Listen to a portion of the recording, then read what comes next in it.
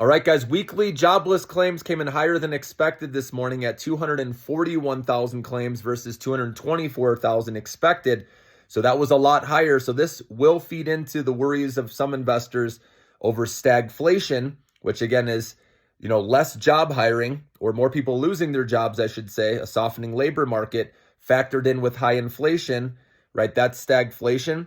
So that could be a concern. Now they're saying this is because of seasonality, because of Easter, right? Passover, and that a lot of these claims came from New York. But either way, that factored in with a negative GDP reading. You could say that this is because of, right? GDP we know is because of people importing more, which affects the GDP in the US, right? Because companies were trying to beat the deadline with the tariff. So that makes sense. This could be just a blip. And same with this, okay? People obviously, who wants to hire when there's uncertainty, right, with tariffs? So it could be a blip on the radar where we come out of this, okay? But just know that in the short run, it's going to be choppy, in other words, okay?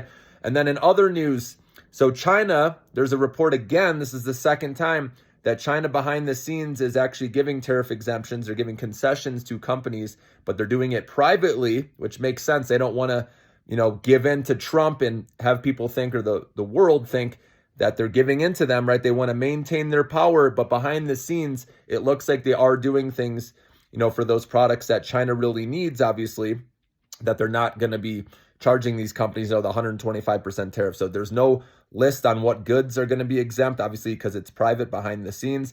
But this is the second time, again, I've seen an article like this. So I think something's happening. So whether it's done by Trump and Xi talking, which looks unlikely, or behind the scenes, I don't care. So that's some progress there, that some companies are getting some relief there. And if that continues, that'll be good.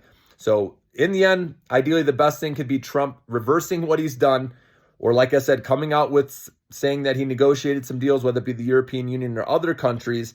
But China still looks far away from him and Xi talking, but you never know. Trump is obviously saying that they're close to a deal, even though Xi denies that. But it looks like behind the scenes from this news report I saw that something is happening.